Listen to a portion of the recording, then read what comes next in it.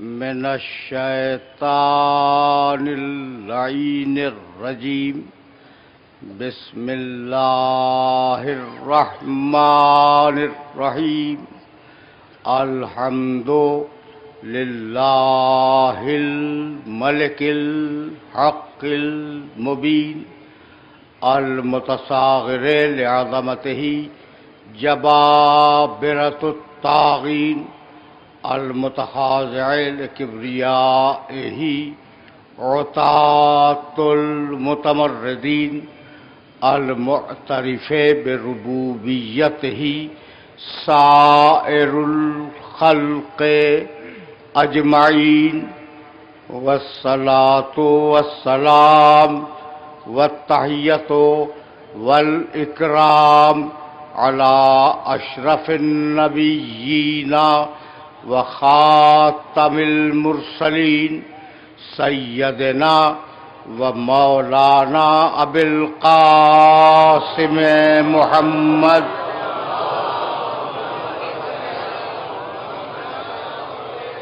و اہل بیتہ الطیبین الطاہرین المعصومین المظلومین اما بعد فقد قال اللہ سبحانہ وتعالی فی محکم کتابہ المبین بسم اللہ الرحمن الرحیم سبح اسم ربک الاعلی الذی خلق فسوی والذی قدر فہدی والذی اخرج المرعى فجعلہ غثاء احوى الصلوات.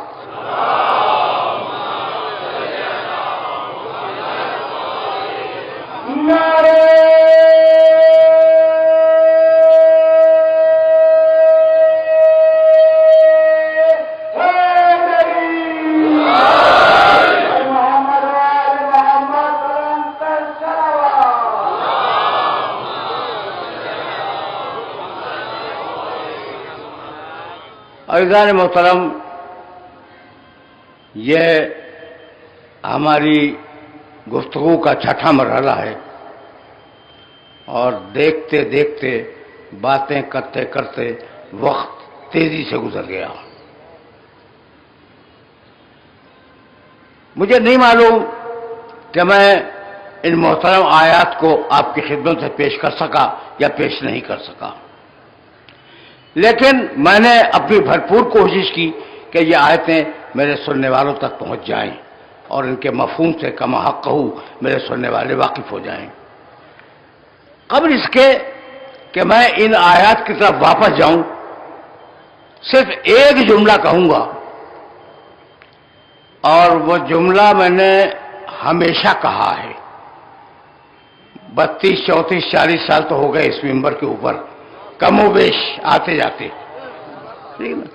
میں نے انتظامیہ کو، وزیر اعظم کو، صدر مملکت کو اور افواج کے ذمہ داروں کو ہمیشہ یہ کہا کہ میرے دوستو، حق مانگنا لاقانونیت نہیں ہے، حق نہ دینا لاقانونیت ہے.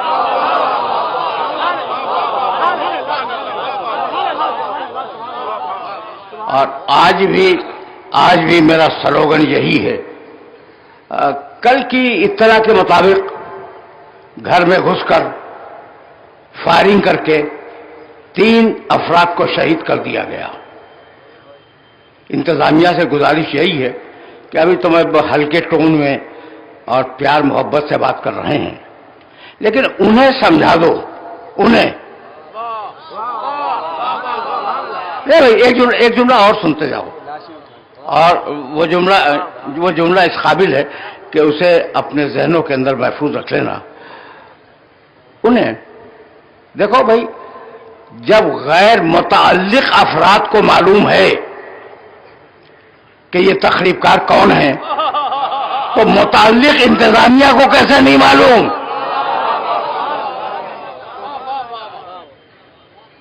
اگر انتظامیہ نااہل ہے تو اسے تبدیل ہو جانا چاہیے. اور اگر انتظامیہ صحیح طریقے سے کام کو انجام دے رہی ہے تو اسے صحیح طریقے سے کام کو انجام دینا چاہیے.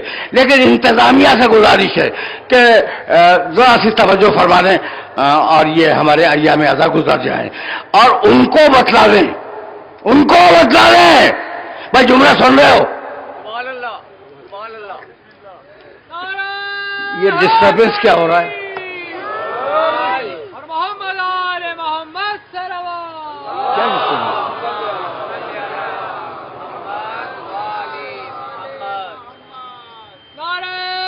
مسئلہ کیا ہے؟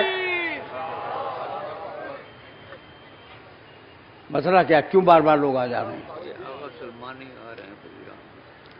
جو صاحب بھی آ رہے ہیں وہ تشریف لے آئے تو یہ بار بار ڈسٹرب تو نہ ہونا مجلس.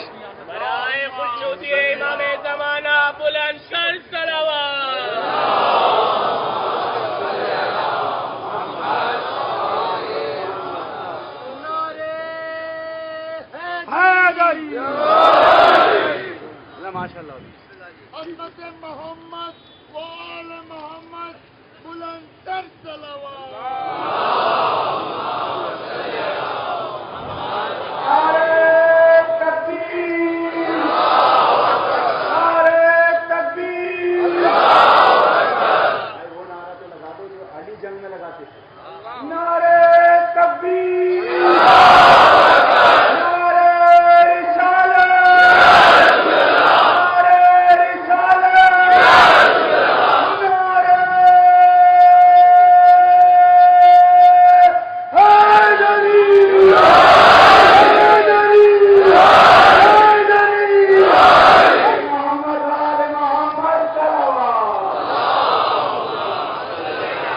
کیا رہا تھا؟ انتظامیہ کو کام کرنا چاہیے. انتظامیہ کو کے ذریعے میں اپنے بعض لوگوں کو میسج دینا چاہ رہا ہوں کہ بھائی ہم تو لاشیں اٹھانے کے عادی ہیں. میسج پورا ہو گیا. تم عادی نہیں ہو.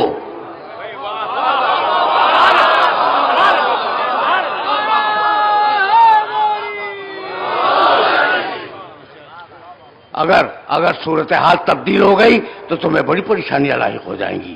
اس سے زیادہ مجھے آج نہیں کہنا اور گزارش کرنی ہے اپنی محترم انتظامیہ سے کہ وہ توجہ دیں. اور انہیں معلوم ہے سب کچھ معلوم ہے.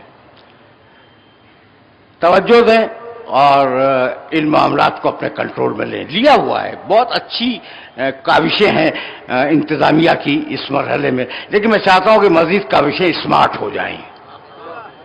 اس سے زیادہ میری کوئی خواہش نہیں ہے. بس یہ دو چار جملے تھے, یہ جملہ ہے مترجہ سے. اب میں جا رہا ہوں اپنے اصل موضوع کی طرف. چراغ ماتم نہ بجھ سکے گا ہے جب تلک دم میں دم ہمارا. ستم کے آگے نہ جھک سکے گا یہ سر خدا کی قسم ہمارا. تمہارے فتووں نے ہر جگہ پر حسینیت سے شکست کھائی. ازل سے آپس میں لڑ رہے ہیں قلم تمہارا علم ہمارا. محمد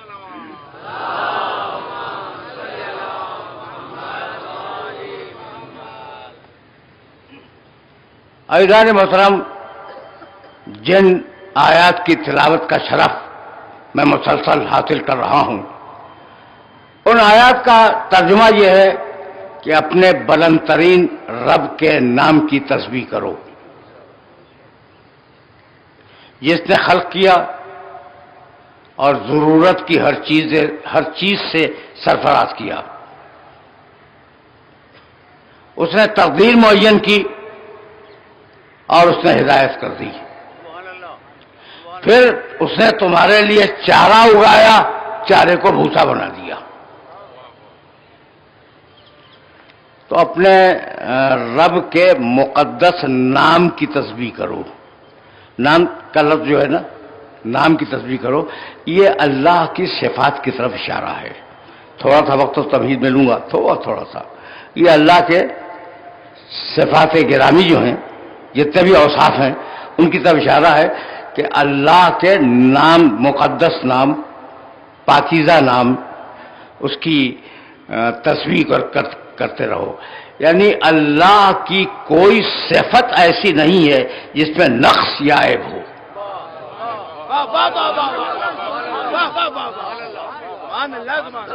کیا کہنے, سبحان اللہ سبحان اللہ.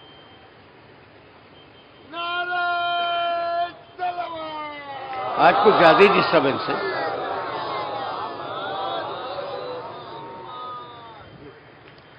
اللہ کی کوئی صفت ایسی نہیں ہے جس میں کسی قسم کا کوئی عیب پایا جائے یا کوئی نقص پایا جائے. جو صفت بھی ہے وہ اپنے کمال پہ ہے. خلق کیا, کمال پہ خلق کیا. تصفیہ کیا, بہترین تصفیہ کیا, بے عیب تصفیہ کیا. تقدیر بنائی, بے عیب تقدیر بنائی. ہدایت کی, بے عیب ہدایت کی. تو ہر وہ چیز جو اللہ کی طرف سے آئی وہ بے عیب ہے. حد یہ ہے کہ انسان بھی بے عیب ہے اپنی تخلیق میں. جملے کو یاد رکھنا, انسان بھی اپنی تخلیق میں بے عیب ہے. اپنے کردار سے برا بن جائے یہ الگ بات ہے.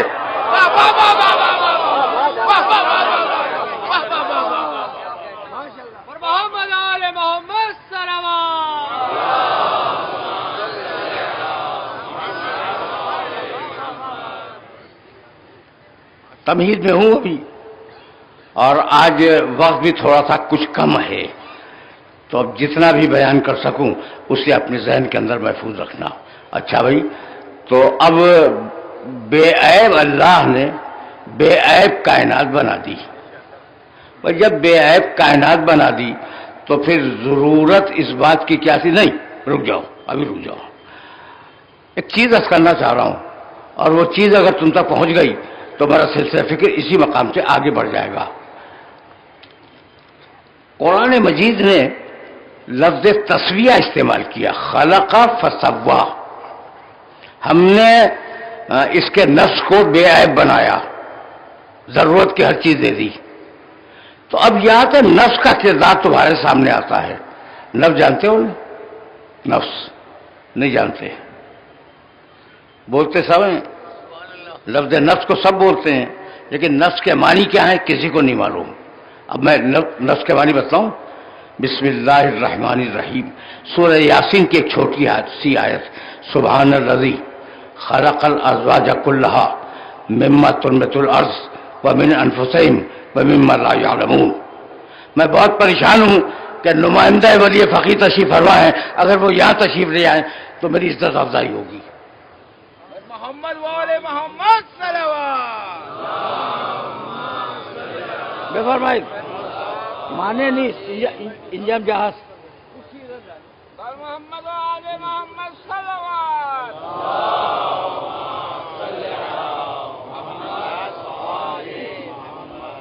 نعرہ حیدری, حیدری. خوش آمدید حضرت حکومت انشاءاللہ. دعا گو مخلص.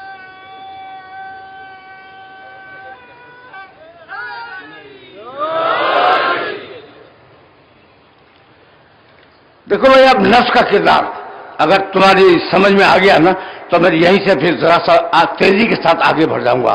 سبحان الذی خلق الازواج کلھا, بے عیب ہے وہ اللہ جس نے ساری دنیا کے جوڑے خلق کیے. خلق الازواج کلھا مما تنبت الارض, مٹی سے جسم بنایا. ومن انفسہم, ان میں نفس ڈالا. ومما لا یعلمون, اور اس میں ایک چیز اور ڈال دی جسے لوگ جانتے نہیں ہیں, وہ ہے روح.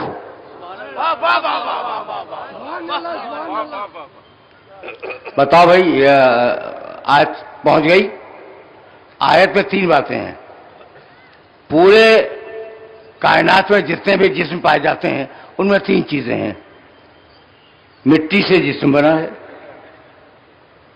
روح آسمانوں سے اتری ہے, اور نفس نے انہیں جوڑ کے رکھا ہے.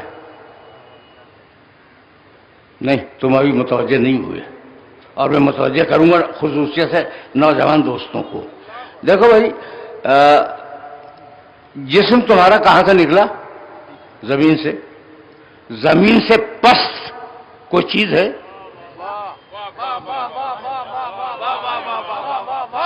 تو سب سے نیچے ہے زمین، تو جو سب سے نیچے ہے اس سے تمہارا جسم نکلا، اور روح کہاں سے آئی؟ تنزل الملائکۃ والروح، وہ آئی آسمان سے۔ تو ایک انتہائی بلند، ایک انتہائی پست۔ آسان تو نہیں ہے کہ انتہائی بلند کو انسان انتہائی پست کے ساتھ جوڑ کے رکھا جائے، اسے جوڑا ہے نفس نے۔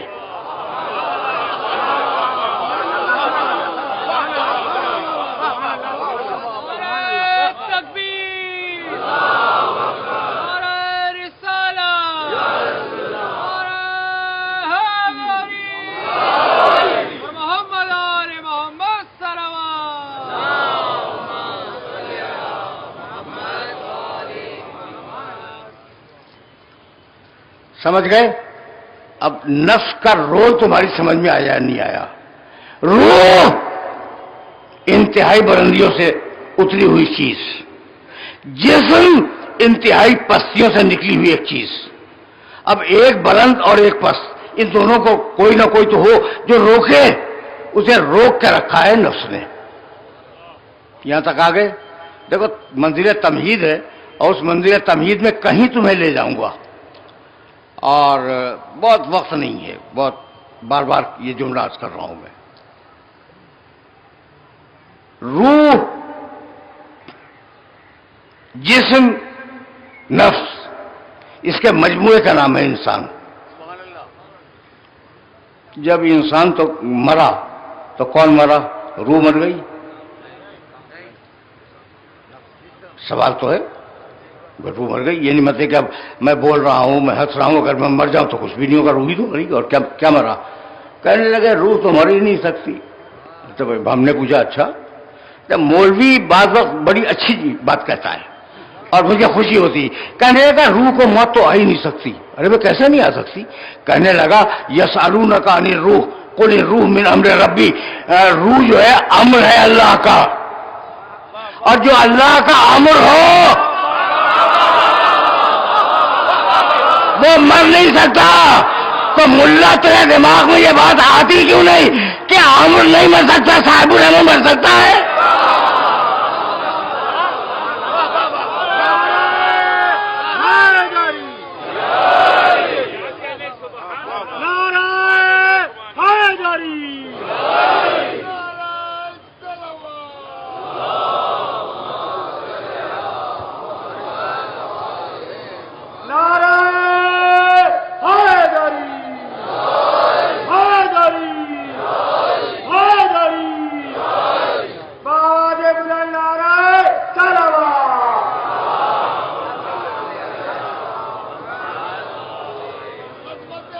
شریف آ جا وہ بستی انشاءاللہ خالی وقت تو سمجھ نہ رسی گی۔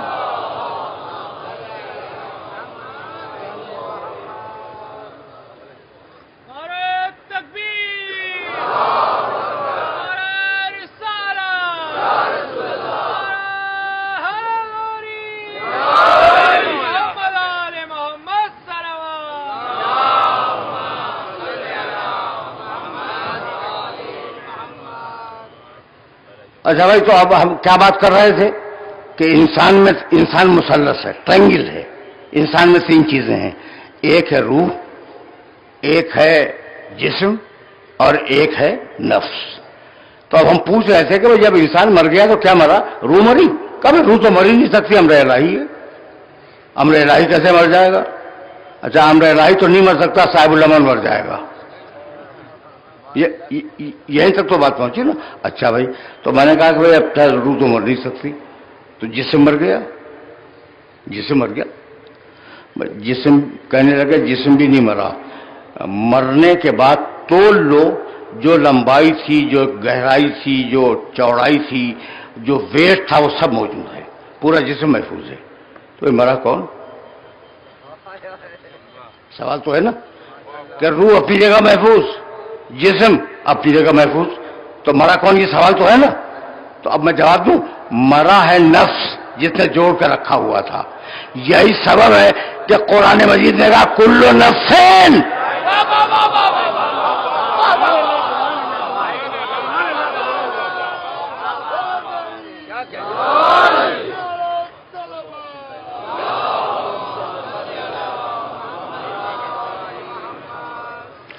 کل نفس ذائقۃ الموت، موت آنی ہے نفس کو، توجہ رہے، توجہ رہے، موت آنی ہے تو نفس کو آنی ہے، روح کو موت نہیں آتی، جسم کو موت نہیں آتی، موت آتی ہے نفس کو۔ لا تدری نفس، دوسرے مقام کی آیت، بأی ارض تموت، کسی نفس کو نہیں معلوم کہ کہاں جا کے مر جائے گا، تو موت مقدر ہے نفس کے لیے۔ طے ہو گئی بات، میرا نفس میرے پاس ہے، میں زندہ ہوں، اگر نفس کو اللہ نکال لے مر جاؤں گا۔ بھائی ہر ایک کے ساتھ یہی ہے کہ جب تک نفس ہے زندہ ہے، نفس نکال لیا انسان مر گیا۔ تو زندگی کی بنیاد ہے نفس۔ بھائی یہی سبب ہے کہ جب قرآن نے علی کی تعریف کی تو یہ نہیں کہا کہ یہ عقل رسول ہے، یہ شعور رسول ہے، یہ ادراک رسول ہے، نہیں، یہ نفس رسول ہے۔ جب تک ساتھ رکھو گے رسالت زندہ رہے گی۔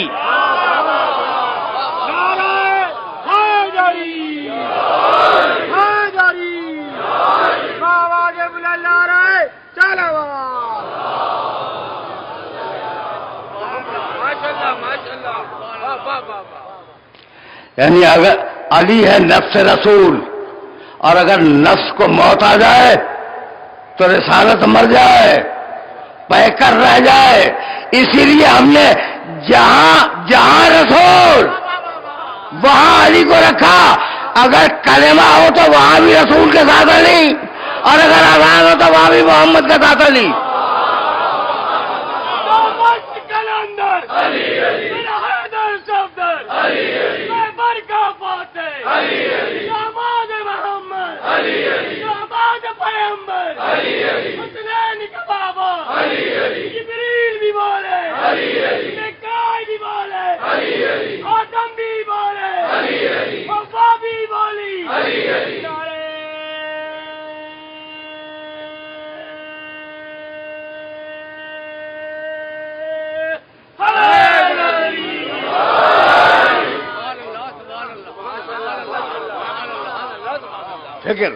فکر اسی مرحلے سے آگے بڑھ جائے گی۔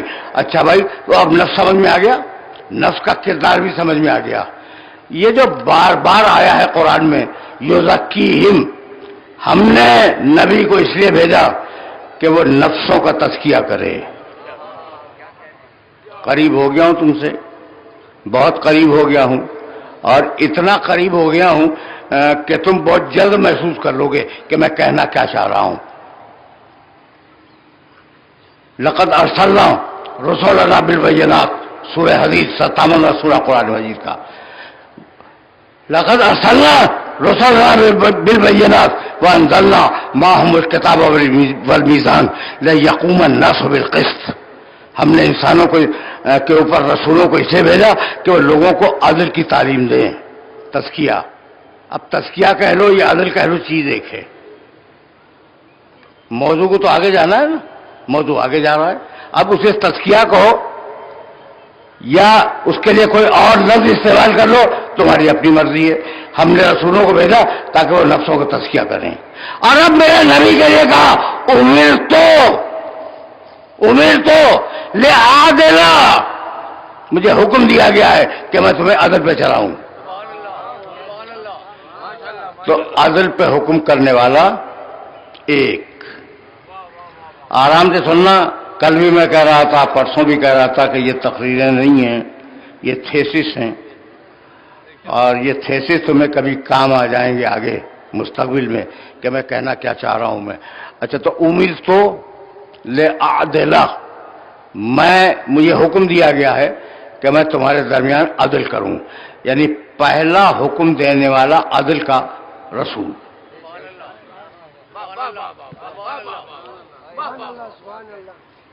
اللہ کو چھوڑ کے بات کر رہا ہوں، اس لیے کہ اللہ اپنے لیے کہہ چکا ہے ان اللہ یامر بالعدل والاحسان، انسانوں میں جب اسلام آیا تو پہلا حکم دینے والا عدل کرو، رسول.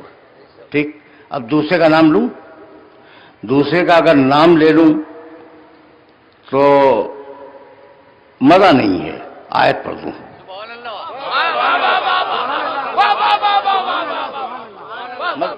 مزہ نہیں ہے نام لینے میں. آیت پڑھ دوں. ضرب اللہ مثلا رجلین. آرام سے ترجمہ سننا، ترجمے کا سننا بھی ثواب ہے، تلاوت کا سننا بھی ثواب ہے. تو آج یہ ثواب حاصل کر لو. ضرب اللہ مثلا رجلین احدہما ابکم لا یقدر علی شیء وہو کل علی مولاہ اینما یوجہہ لا یاتی بخیر. آدھی آیت میں نے پڑھی ہے، ابھی آدھی آیت بعد میں پڑھوں گا، پر اس کا ترجمہ تو کر دوں. اللہ تمہارے سامنے دو انسانوں کی مثال بیان کرتا ہے. دو آدمی ہیں، رجلین، دو آدمی ہیں. ان میں سے ایک ابکمو گونگا ہے.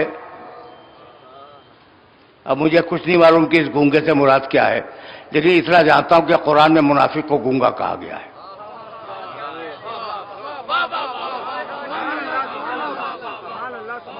اتنا جانتا ہوں میں.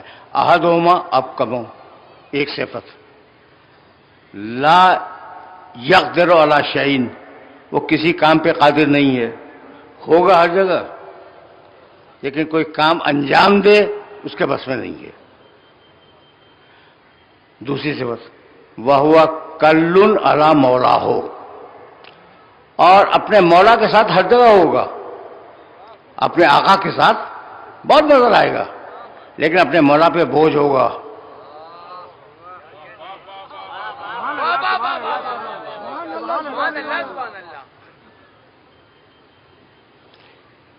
اللہ مثال بیان کر رہا ہے اور عجیب قسم کی مثال ہے. میں ٹھیک ترجمہ کر رہا ہوں. ضرب اللہ مثلا رجلین احدہما ابکم لا یقدر علی شیء وہو کل علی مولاہ اینما یوجہہ لا یاتی بخیر. اس کا رسول، اس کا مولا اسے جہاں بھی بھیجے کوئی اچھا کام کر کے نہیں آتا. بھیجا واپس آ گیا، جیسا گیا تھا ویسا آ گیا. حل یستوی ہوا، اس کے مقابلے پہ ایک اور ہے، من یأمر بالعدل، جو عدل کا حکم دیتا ہے.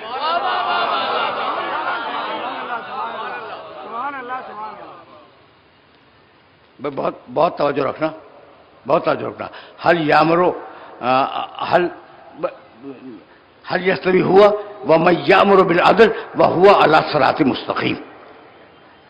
اب اس کے مقابلے پہ کون ہے جو عدل کا حکم دیتا ہے اور صراط مستقیم پر ہے.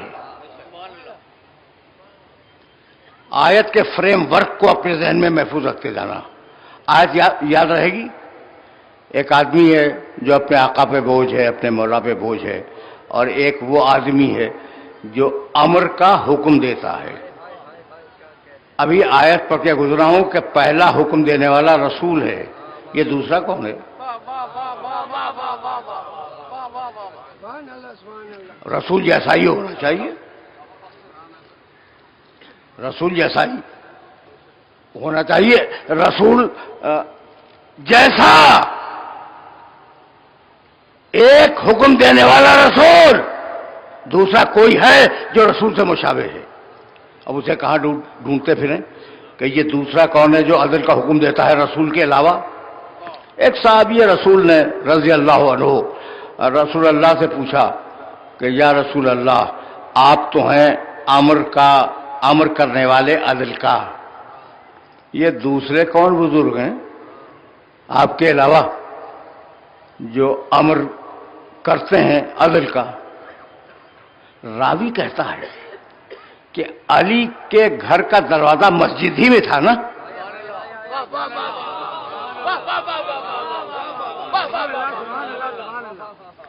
یہ بھی ایک شرف ہے جو کسی اور کو نہیں ملا.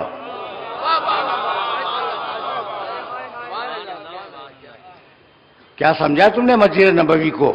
اس کے لیے حکم ہے کہ میرے اور علی کے بچے اس مسجد میں پیدا ہوں گے. تو کہاں مسجدوں کے پیدا ہونے والے بچے اور کہاں شہر کے چوراہوں پہ پیدا ہونے والے بچے.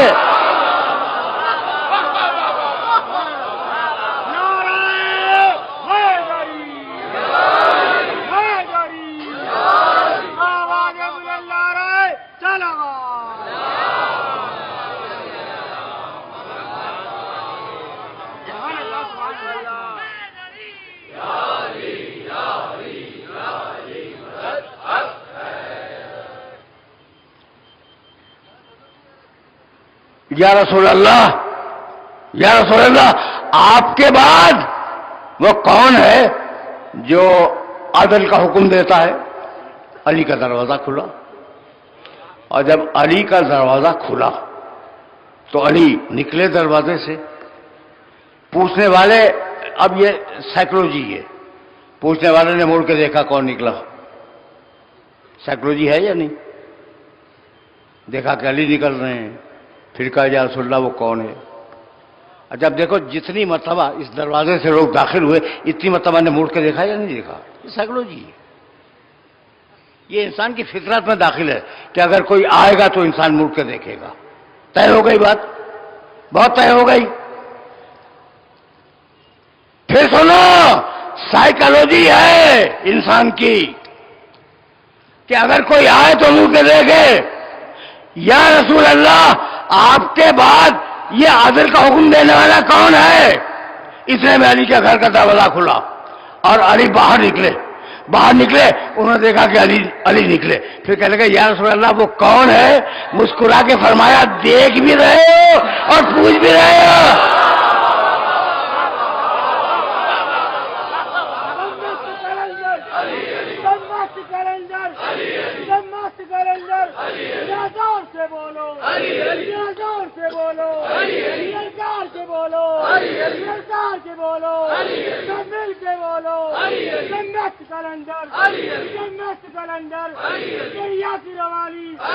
پھولوں کا کھلا، گلیوں کا جنگلہ، جنت کلندر، زور سے بولو یارے حیدری، حیدری، حیدری، آواز بلند یارے صلوات.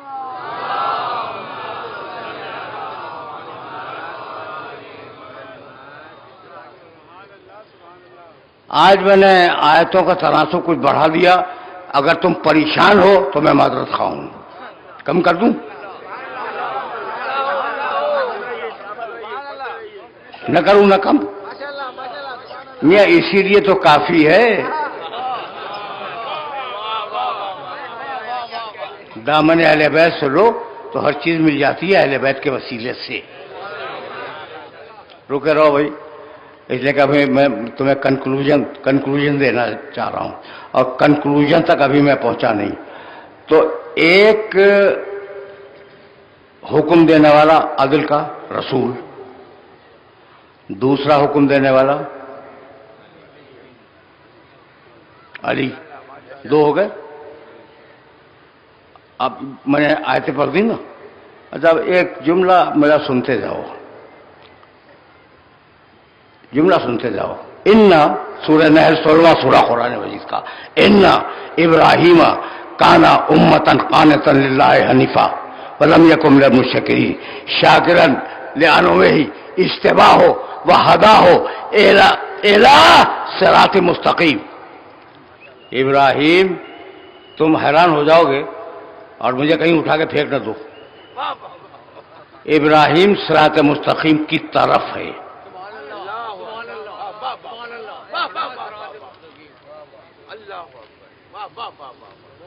ابراہیم، دیکھو اب اہمیت سمجھ میں آئی صراط مستقیم کی. سبیل الہی کیا ہے؟ ابراہیم صراط مستقیم کی طرف ہے، اس کی توجہ ہے صراط مستقیم کی طرف.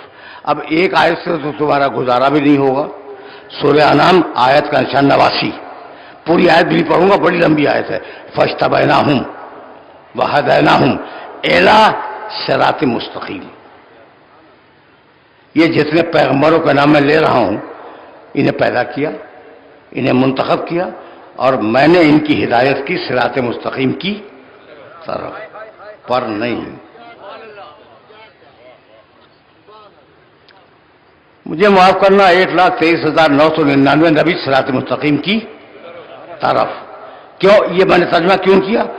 الا، الف لام چھوٹی یہ اس پہ کھڑا الف، الا. ٹھیک، الا کے معنی طرف. اور ایک لفظ عربی زبان میں اعلی، یہ علماء کرام تشریف فرما، ان سے پوچھ لینا، ویریفائی کر لینا.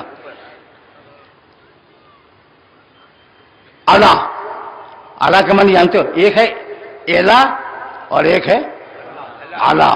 اعلی کے معنی طرف، اعلی کے معنی پر.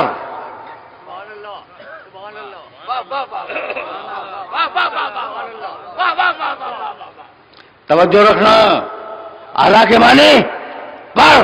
اب آیت پڑھوں، بسم اللہ الرحمن الرحیم، یاسین والقرآن الحکیم انکا لمن المرسلین علی صراط مستقیم. اے محمد، سارے رسولوں میں صرف تو صراط مستقیم پر ہے.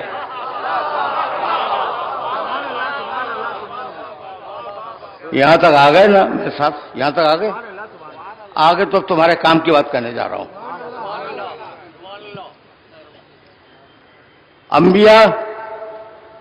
انبیاء اعلیٰ صراط مستقیم، صراط مستقیم کی طرف.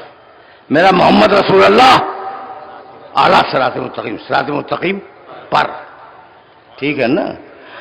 اور علی صراط مستقیم پر. میں نے آیتیں پڑھی ہیں، کوئی حدیثیں نہیں پڑھ رہا ہوں کہ تم اس میں میم ایک نکالو. محمد رسول اللہ صلی اللہ علیہ وآلہ وسلم صراط مستقیم پر. علی مرتضیٰ صراط مستقیم پر.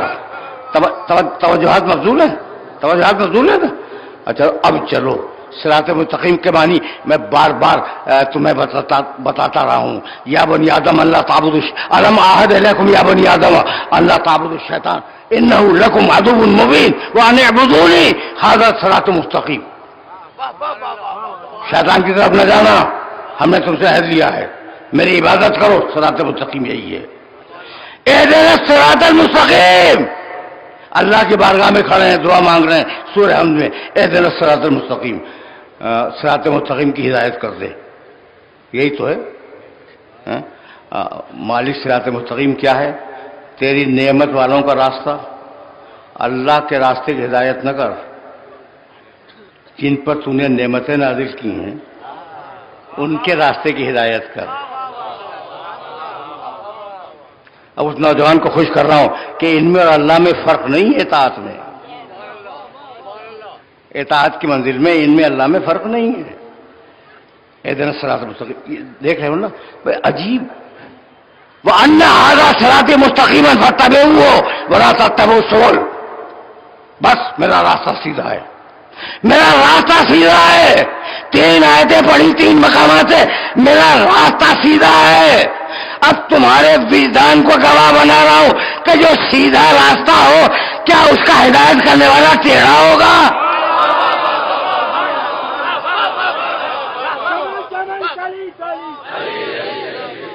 چمن کلی کلی، شہر شہر گلی گلی، نعرہ حیدری حیدری حیدری.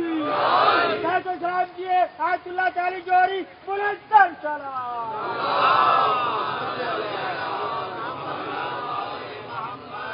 نہیں، یہ میرے نوجوان دوست نے جذبات پر رانگ نمبر ڈائل کر دیا. ابھی تو اس مرحلے تک پہنچا ہی نہیں تھا میں. سچی بات، سچی بات یہ ہے کہ ابھی میں اس مرحلے تک پہنچا ہی نہیں تھا. توجہ رکھنا، صراط مستقیم سمجھ میں آ گئی. ٹھیک، رسول صراط مستقیم پر، علی صراط مستقیم پر. اب قرآن کی آیت پڑھوں، کہا نکال، ہم نے تجھے نکال دیا. ابلیس سے کہا پروردگار نکل، ہم نے تجھے نکال دیا. تو کہنے لگا مالک جا رہا ہوں، لا اقعدن لهم صراطک المستقیم. میں تیری صراط مستقیم پہ بیٹھ جاؤں گا. وَلَأُغْوِيَنَّهُمْ أَجْمَعِينَ، اور ساری انسانیت کو گمراہ کروں گا. إِلَّا عِبَادَكَ مِنْهُمُ الْمُخْلَصِينَ، لیکن جو تیرے یہ پاک بندے ہیں نا، انہیں میں گمراہ نہیں کر سکتا. تو شکایت تو دوستوں ہی سے ہوتی ہے نا. ابلیس انہیں پہچان گیا، آپ ابھی تک نہیں پہچانے.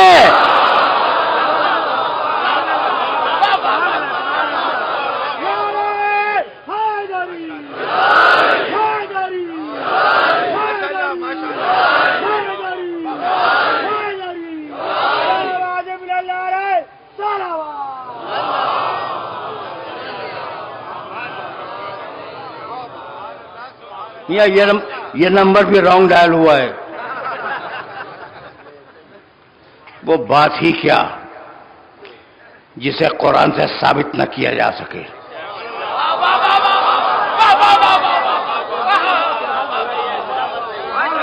لَأَخُذَنَّ لَهُمْ صِرَاطَكَ الْمُسْتَقِيمَ، ابلیس کے جملے قرآن میں آج تک میں موجود ہیں.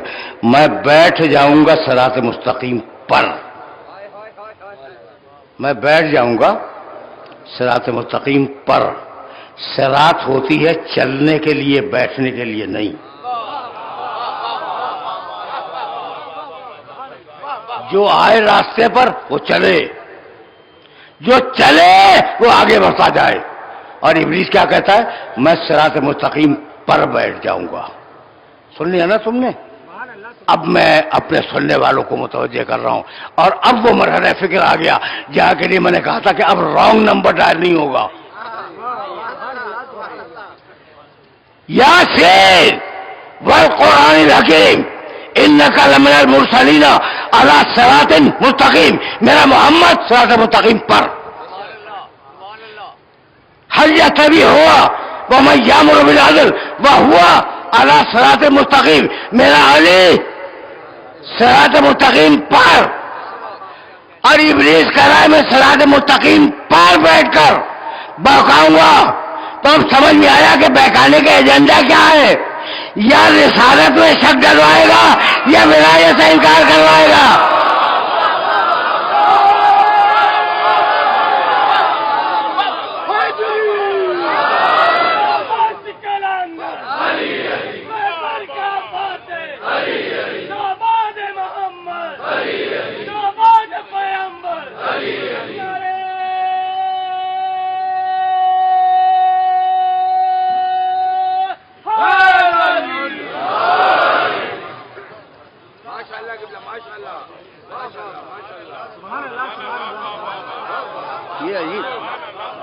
یہ عجیب مرحلہ فکر ہے نا. تو اب اس مرحلہ فکر سے مجھے آگے نہیں جانا.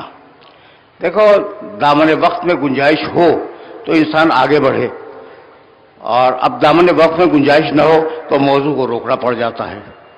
اور آج تو خصوصیت سے اس موضوع کو اس لیے روک رہا ہوں کہ اس شہزادے کا تذکرہ ہے جس کا نام ہے علی اکبر.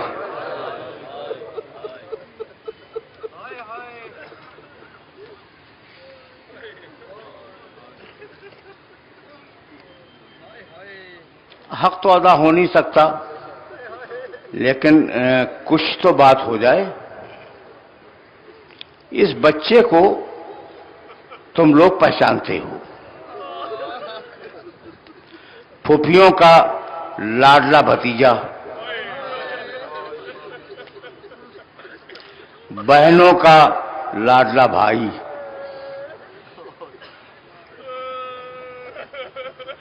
رسول کی شبیہ.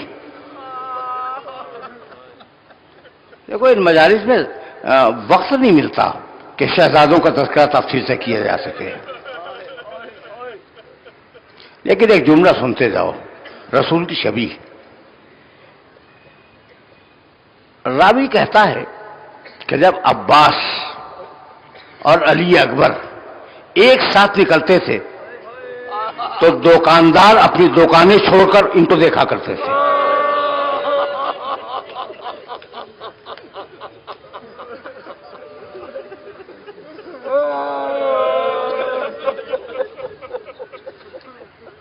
اتنے حسین تھے.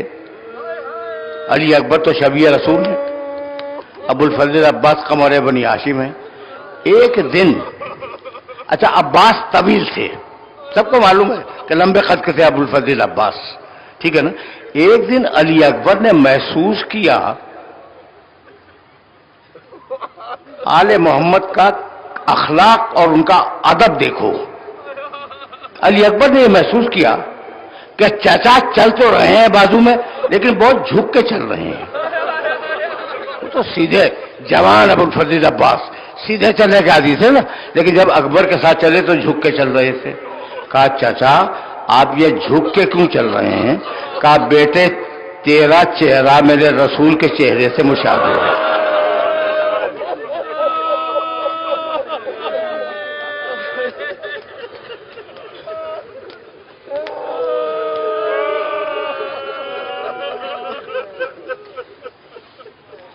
میں نہیں چاہتا کہ میرا چہرہ تیرے چہرے سے بلند ہو۔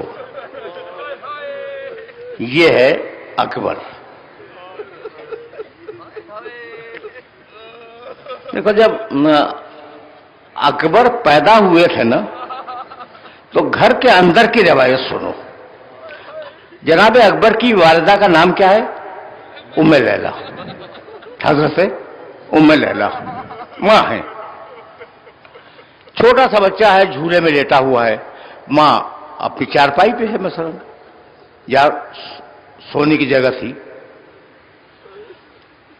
گھر کی کنیز بیان کرتی ہے کہ بعض وقت ام لیلہ کی آنکھ کھل جاتی اور دیکھتی کہ کوئی سایہ جھولے پہ جھکا ہوا ہے۔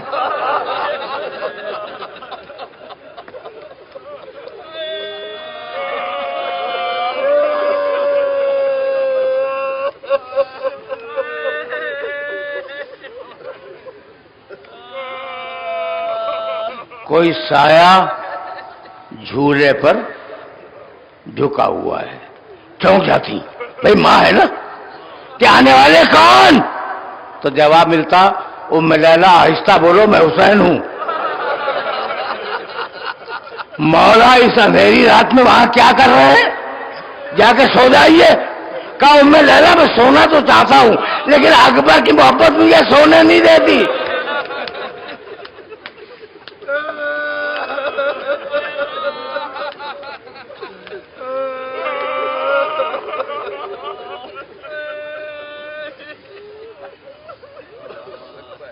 اجرکم علی اللہ۔ اکبر سمجھ میں آ گیا، اتنا پیارا تھا کہ چھوٹے سے بچے نے بغیر موسم کے انار کی فرمائش کر دی کہ بابا مجھے تو انار چاہیے۔ ہاتھ بڑھایا، جنت سے انار توڑ کے دے دیا۔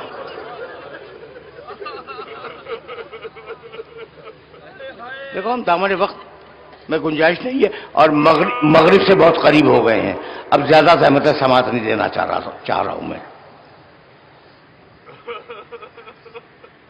ایسا بیٹا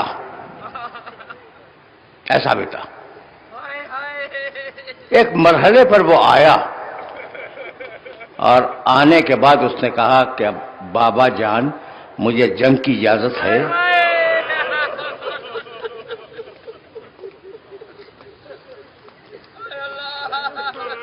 دیکھو جملے سننا، یہ تمہارے سننے کے جملے ہیں۔ بابا جان مجھے جنگ کی اجازت ہے۔ اکبر کا تعارف میں کرا چکا، اکبر جیسا بیٹا، حسین کو تو جانتے ہی ہو، حسین جیسا باپ۔ بابا جان مجھے جنگ کی اجازت ہے، مجھے تم بتلاؤ کہ حسین کیا جواب دیں۔ حسین نے عجیب جواب دیا اور یہ جواب امامت کا جواب ہے۔ کہنے لگے فتح سودا۔ جب کہا نا بابا مجھے جنگ کی اجازت ہے، حسین نے ایک ٹھنڈی سانس لی اور کہنے لگے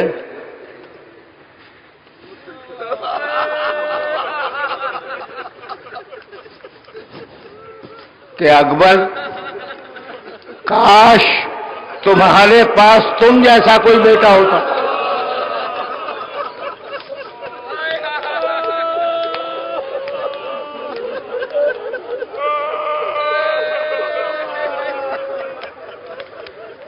کاش تمہارے پاس تم جیسا کوئی بیٹا ہوتا اور وہ تم سے مرنے کی اجازت مانگتا تو میں دیکھتا کہ کس دل سے اجازت دیتے ہو.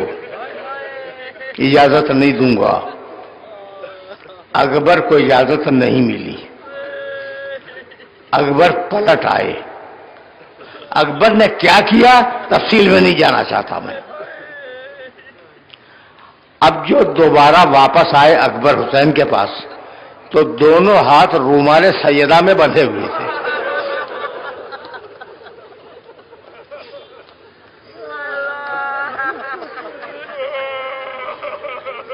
دیکھو بھائی، باپ سے اجازت لینے کا ڈھنگ کوئی خاندان آل محمد سے پوچھے. رومال سیدہ میں اپنے ہاتھ کو باندھا. آئے، حسین کرسی میں بیٹھے ہوئے تھے اور آ کے اپنا سر باپ کے قدموں پہ رکھ دیا. حسین گھبرا کے کھڑے ہو گئے. کہا بیٹا آج تو تو نے میرا اپنے سر کو میرے قدموں پہ رکھ دیا. خبردار ایسا نہ کرنا، تیرا چہرہ میرے نانا کے چہرے سے بچاوے.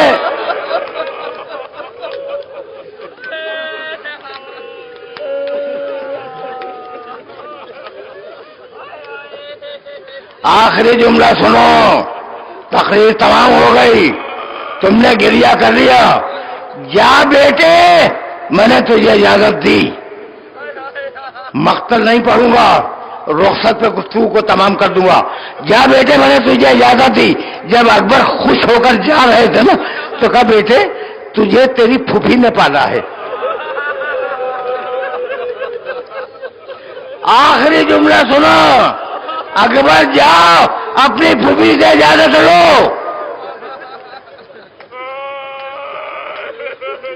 سن چکے؟ اب ایک جملہ سنو، مجھے اجازت دے دو. میں طویل مصائب نہیں پڑھا کرتا ہوں، لیکن ایک جملہ سن لو. دیکھو، میری ایک کتاب بھی ہے جو میں نے مقتل پہ لکھی ہے، اور وہ کتاب بہت پڑھی گئی، اردو زبان میں ہے، ایک ضخیم کتاب ہے. تو میں نے مقتل کا مطالعہ تو کیا ہے. عباس کیسے رخصت ہوئے مقتل میں ملتا ہے. قاسم کیسے رخصت ہوئے مقتل میں تفصیلات ہیں. حسین کی رخصت ساری دنیا کو معلوم ہے، اور محمد کی رخصت سب کو معلوم ہے. یہ نہیں معلوم کہ جب بچہ پھوپھی کے خیمے میں گیا تو بیویوں نے اسے کس طریقے سے اپنے سامنے پیش کیا. بس دو جملے ملتے ہیں کہ پھوپھی کے کھجرے میں، خیمے میں ساری بیویاں جمع ہو گئی. سب نے اپنے بال کھول لیے اور ایک جملہ کا اکبر ارحم غربتنا. اکبر ہماری غریبی کی لاج رکھو. اکبر ہماری غربت پر رحم کھاؤ. بس اب آخری جملہ کہنے جا رہا ہوں میں. بھئی یہ ملتا ہے، اس کے علاوہ کچھ نہیں ملتا کہ بیویاں گھیر کے کھڑی ہو گئیں اور کہنے لگی اکبر ارحم غربتنا، ہماری غریبی کی لاج رکھو. اب ہم غریب ہو گئے، تم جا رہے ہو تو ہم غریب ہو گئے، ہماری غربت کا خیال کرو، مت جاؤ. ٹھیک ہے نا؟ راوی کہتا ہے کہ میں خیمے کے باہر سے کھڑا ہوا دیکھ رہا تھا. اکبر جب نکلنا چاہتے تھے تو کوئی اکبر کو روک لیتا تھا. میں نے گنا، خیمے کا پردہ 18 بار اٹھا.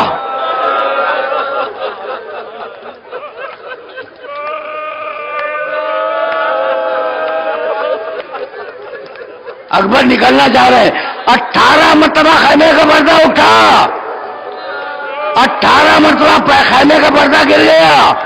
راوی کہتا ہے کہ میرے علم میں ہے کہ جب اکبر نکلنا چاہتے تھے تو کوئی ان کا دامن کھینچ دیتا تھا. تاریخ میں نام نہیں ہے کہ دامن کس نے کھینچا، لیکن ایک جملہ تم سے کہنا چاہتا ہوں، اگر بڑے نے روکا ہوتا تو شانہ تھاما ہوتا. یہ وہ بچی تھی اکبر کی لاڈلی سکینہ، جب بھائی نکلنا چاہتا تھا بہن روک لیتی تھی بھائی.